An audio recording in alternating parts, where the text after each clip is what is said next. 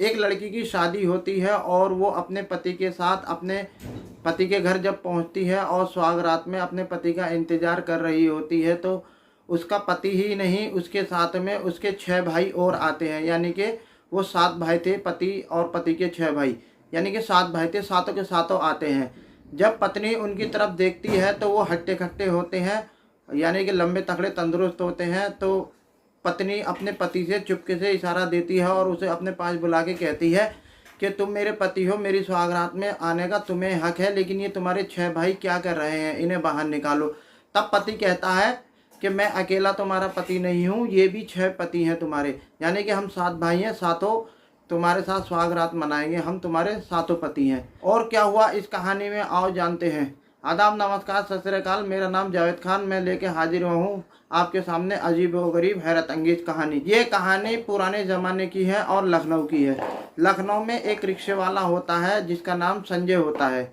जब संजय सुबह सुबह अपने घर से निकलता है अपना रिक्शा लेके, क्योंकि वो बहुत ज़्यादा गरीब था, उसके माँ बाप मर चुके थे और उसका कोई नहीं था, ना ही कोई बहन थी, ना ही कोई भाई था, वो अकेला होता है।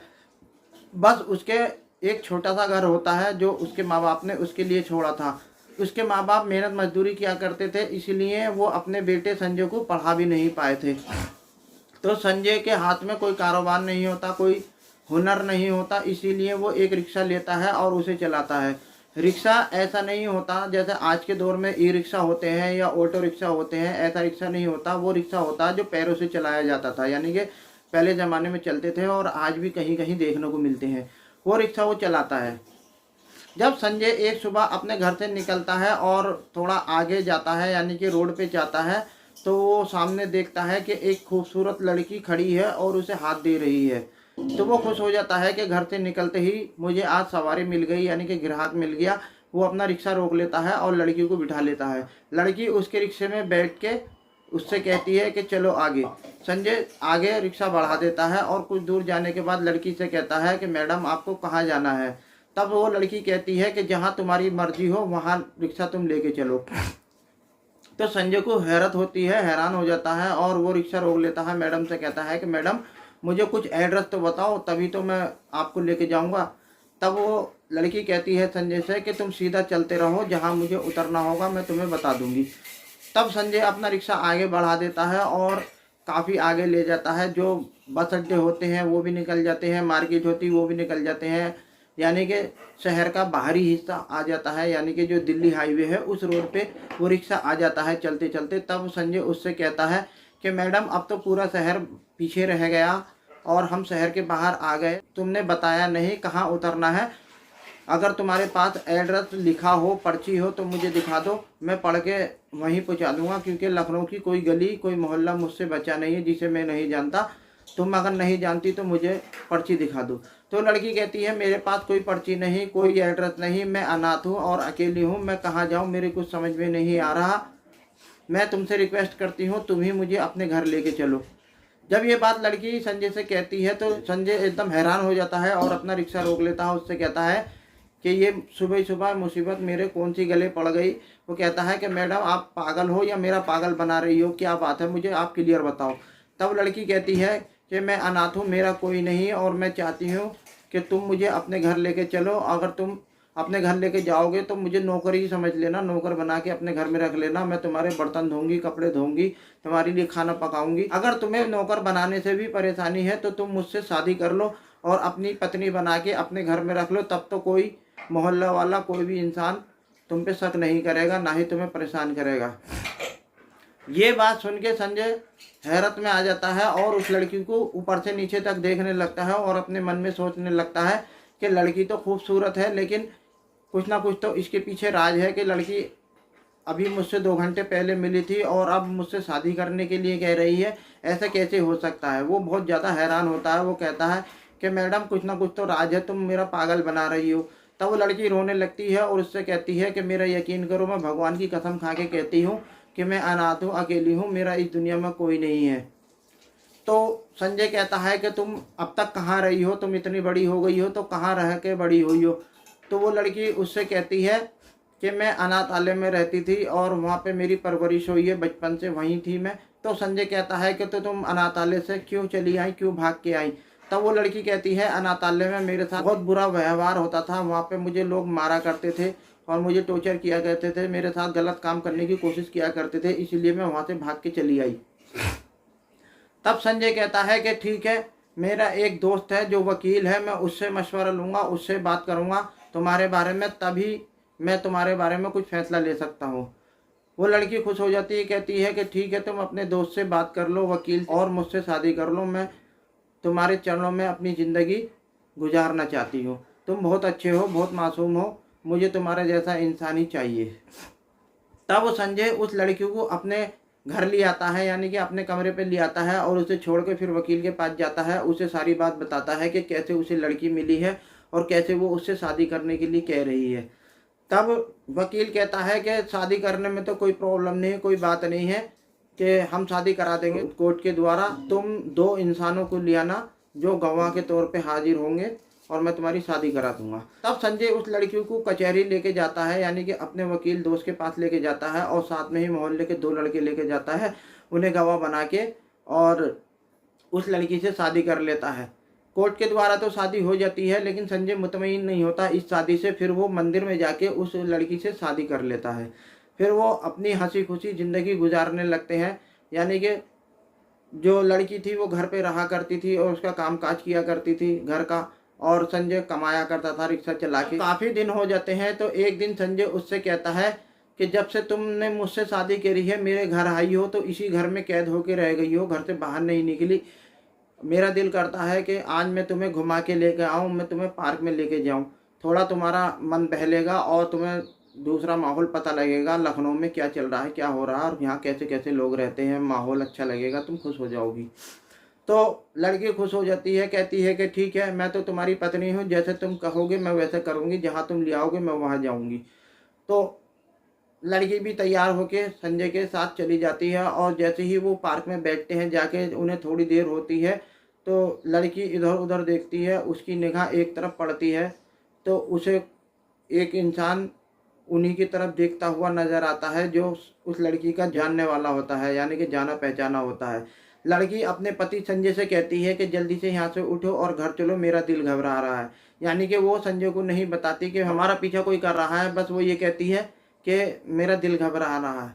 तो संजय उस अपनी पत्नी को लेके घर आ जाता है और उसे घर छोड़ के डॉक्टर के पास दवाई लेने चला जाता है। जब वो घर आ जाता है तो संजय कहता है कि तुम्हारा अचानक में दिल क्यों घबराया, ऐसी क्या वजह है कि तुम काय की टेंशन ले रही हो, मुझे बताओ। क्योंकि वो बहुत उदास होकर बैठी हुई होती है, इसीलिए संजय उससे ये सब पूछता है। तब लड़की कहती है कि मुझे वहाँ पर एक आदमी देख रहा था और बहुत गौर से देख रहा था, और मुझे लग रहा था कि वो मेरा कोई पुराना जानने वाला है, इसीलिए मुझे घबराहट हुई और मैं घर आ गई। संजय कहता है कि तुम घबराओ मत, वो ऐसे ही तुम्हारी तरफ देख रहा होगा, क्योंकि तुम देखने में बहुत ज़्यादा हसीन और खूबसूरत हो, इसलिए वो तुम्हें देख रहा होगा। ऐसा नहीं है कि वो तुम्हारा पीछा कर रहा था। अगर वो पीछा करेगा और हमारे घर आएगा तो वो बहुत पीटेगा, क्योंकि ये जो हमारे मोहल्ले वाले हैं बहुत शरीफ लोग हैं, यहाँ किसी गैर इंसान को ये लोग बर्दाश्त नहीं करते, तुम टेंशन मत लो। वो लोग सो जाते हैं। अगले दिन संजय काम पे चला जाता है और अपनी पत्नी को समझा जाता है कि तुम घबराओ मत, टेंशन मत लो, घर का दरवाज़ा अंदर से बंद कर लो। अगर तुम्हें कोई परेशानी हो, कोई तकलीफ हो तो तुम मोहल्ले वालों को आवाज़ दे लेना, बुला लेना, वो तुम्हारी पूरी मदद करेंगे। जब दोपहर होती है तो संजय की जो पत्नी होती है वो घर में होती है, काम कर रही थी किचन में, तभी घर का दरवाज़ा यानी कि गेट खटखटाया जाता है। तो संजय की पत्नी कहती है कौन है दरवाजे पे। तब दरवाजे पे जो शख्स खड़ा था वो कहता है तुम्हारा पुराना पति, नादान मत बनो, गेट खोलो। तब संजय की पत्नी घबरा जाती है और शोर मचाने लगती है और मोहल्लों को आवाज़ें देने लगती है खिड़की खोलकर। वो जो बंदा गेट पे खड़ा था वो एकदम उल्टे पैरों भाग जाता है, सोचता है कि काम बिगड़ जाएगा, यहाँ मोहल्ले वाले इकट्ठे हो जाएंगे और मुझे पकड़ेंगे और मुझे मारेंगे, तो वो भाग जाता है। जब शाम को संजय घर आता है तो उसकी पत्नी उसे सारी बात बताती है कि किस तरीके से उसके घर का दरवाज़ा खटखटाया जाता है और उससे कहा जाता है कि गेट खोलो, लेकिन उसने शोर मचा दिया था तो वो इंसान भाग गया। तो संजय कहता है कि तुम टेंशन मत लो, यहाँ कोई नहीं आएगा और तुम्हारे पास कोई नहीं आएगा और तुम्हारे साथ कुछ नहीं करेगा। तभी घर का दरवाज़ा खटखटाया जाता है। संजय घर के दरवाजे पे जाता है और गेट खोलता है तो घर के दरवाजे पे देखता है 3 शख्स खड़े हैं, यानी कि 3 आदमी खड़े हैं और देखने में वो हट्टे खट्टे हैं, लंबे तगड़े हैं, तंदुरुस्त हैं। संजय कहता है उनसे कि भाई तुम कौन हो, तुम्हें कौन चाहिए और तुम्हें किससे मिलना है।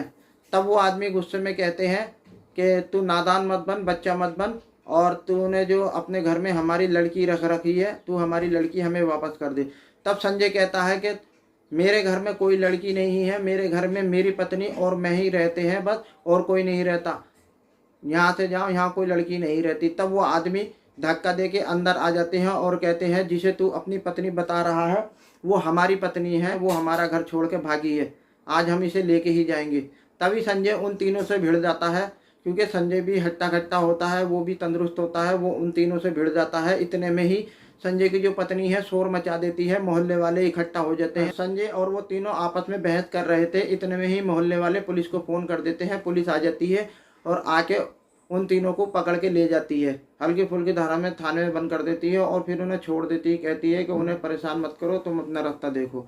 जब मोहल्ले वाले चले जाते हैं तब संजय अपनी पत्नी के पास बैठता है और उससे कहता है कि ये कौन लोग थे और तुम्हें क्यों लेके जाना चाह रहे थे, तुम मुझे पूरी सच्चाई बताओ, मुझसे कुछ मत छुपाओ। वो नहीं बताती, बस रोने लगती है। तब संजय उसे बहुत ज़्यादा भरोसा दिलाता है और कहता है कि मैं तुम्हारी कसम खा रहा हूँ, ना ही मैं तुमसे नाराज़ होऊंगा, ना ही मैं तुम्हें छोड़ूंगा, और ना ही तुमसे कभी भी शिकायत करूंगा कि तुमने मुझसे छुपाया। तुम जो भी हकीकत है मेरे सामने बयान करो। तब लड़की रोते हुए कहती है कि लखनऊ से लगभग 40 किलोमीटर दूर मेरा गांव है जिसका नाम बरखेड़ा है। उस गांव में मैं रहा करती थी अपने माता पिता के साथ। वहाँ पर एक आदमी आता है, वो मेरे पिता से कहता है मेरे लड़के से तुम अपनी लड़की की शादी कर दो। मेरे पिता नहीं मानते तो वो आदमी मेरे पिता को कुछ पैसे देता है। मेरे पिता गरीब होते हैं, वो लालच में आ जाते हैं और शादी करने के लिए हाँ कर देते हैं।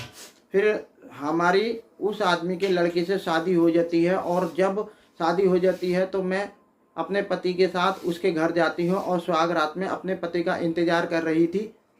तभी मैं देखती हूँ कि मेरे पति के साथ उसके 6 भाई और अंदर आए हैं। तब मैंने अपने पति से कहा कि ये 6 भाई तुम्हारे कमरे में क्यों आए हैं, आज तो सुहाग रात है, तुम्हें अकेले को आना चाहिए, इन्हें बाहर भेजो।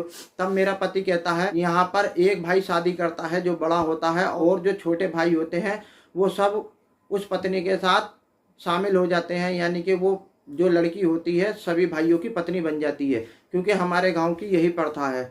आज हम सारे भाई एक साथ तुम्हारे साथ सुहागरात मनाएंगे। वो कहती है कि मैं नहीं ऐसा होने दूंगी, मैं नहीं मानती ऐसी प्रथा को, मैं अपने पति के सिवा किसी को हाथ नहीं लगाने दूंगी। तब वो सारे भाई उस पर टूट पड़ते हैं, उसके कपड़े उतारते हैं, कोई उसके हाथ पकड़ता है, कोई उसकी टांगें पकड़ता है, कोई उसका मुंह दबाता है, और वारी वारी से उसके साथ संबंध बनाते हैं, एक तरह से उसका बलात्कार करते हैं। वो रोती है, चिल्लाती है, बहुत ज़्यादा तकलीफ बर्दाश्त करती है। सुबह हो जाती है। जब सुबह होती है तो मोहल्ले वाली एक औरत उसके पास आती है मुंह दिखाई करने के लिए। तब वो उस मोहल्ले वाली से कहती है कि मेरे साथ बहुत जुल्म हो रहा है, ज्यादती हो रही है, और मेरे पति के भाइयों ने मेरे साथ इस तरीके से बलात्कार किया है। तब वो जो औरत थी मोहल्ले की, वो कहती है कि तुम पागल हो क्या हो, आजकल की लड़कियां नखरे बहुत दिखाती हैं। मेरी भी जब शादी हुई थी तो मेरे पति के भाइयों ने मेरे साथ सुहागरात मनाई थी, मैंने तो उनसे कुछ नहीं कहा, क्योंकि इस गांव की यही प्रथा है। और तुम भी कुछ मत कहो, क्योंकि यहाँ की यही प्रथा है, इसे कोई नहीं रोक सकता। तुम्हें उन 7 भाइयों की पत्नी बन के रहना होगा। तो मैं कहती हूँ कि मैं ये जुल्म नहीं सह सकती। तो वो कहती है औरत कि तुम इस घर से नहीं जा सकती, अगर निकलोगी तो ये तुम्हें जान से मार देंगे। मैं डर जाती हूँ, और ऐसे ही मेरे साथ जुल्म हो रहा था। अब तो उन 7 भाइयों ने हद कर दी थी। अब तो वो रोज़ आते थे और कमरा अंदर से बंद कर देते, पहले दारू पिया करते और आपस में हंसी मजाक किया करते, और मैं एक तरफ कोने में सहमी हुई बैठी रहती और उन्हें देखती रहती। जब वो अपनी दारू से और अपने खेलों से उकता जाते तब वो मुझ पे टूट पड़ते और मुझे बेड पे गिरा लिया करते और मेरे साथ बारी बारी से संबंध बनाया करते, यानी कि बलात्कार किया करते। मैं उनसे बहुत ज़्यादा तंग आ गई थी, बहुत परेशान आ गई थी। लेकिन वो 7 भाई उसी कमरे में सोया करते थे। ये नींद नहीं आया करती थी क्योंकि मुझे बहुत ज़्यादा तकलीफ़ हुआ करती थी। एक दिन रात को जब वो 7 भाई मेरे साथ हैवानियत करके सो गए तो वो गेट में ताला लगाना भूल गए, और जब मैंने गेट की तरफ देखा तो गेट खुला हुआ था और वो सातों भाई की तरफ देखा तो वो सो रहे थे। तब मैं चुपके से उठी और उठ के मैंने हल्के से गेट खोला और बाहर निकल के देखा तो मेरे जो सास ससुर थे वो भी सो रहे थे। फिर उस घर की दीवारें छोटी छोटी थी, वो दीवारें मैंने फलांग के वहाँ से भाग खड़ी हुई। सुबह के 5 बजे का टाइम था जब मैं घर से निकली, तो भागती चली गई और वहाँ से 15-16 किलोमीटर दूर जाके एक रोड मुझे नज़र आती है जहाँ पर बस आती थी। मैं वहाँ पर खड़ी हो गई, फिर थोड़ी देर में बस आ गई। मैंने बस वालों को हाथ दिया और बस में बैठ गई। उस बस वाले ने मुझे यहाँ लखनऊ में आके उतार दिया और मैं बहुत ज़्यादा परेशान थी। अब मैं लखनऊ आ चुकी थी, मुझे ये भी नहीं पता था ये कौन सा शहर है और मैं कहाँ आ गई हूँ। बस परेशान थी, मैं सोच रही थी अब मैं यहाँ किसके सहारे रहूँगी, कौन मुझे अपनाएगा, कौन मुझे पनाह देगा। मैं बहुत ज़्यादा टेंशन में थी। इतने ही में ही मुझे तुम नज़र आ गए और मैं तुम्हारे रिक्शे में बैठ गई। ये है मेरी पूरी हकीकत। मैं तुमसे विनती करती हूँ, रिक्वेस्ट करती हूँ कि तुम मुझे छोड़ना मत, बस अपने चरणों में ही जगह दे के रखना। अगर तुमने मुझे छोड़ दिया और वो वैसे मुझे फिर से पकड़ के ले जाएंगे, फिर से मेरे साथ रोज ऐसे ही रेप किया करेंगे।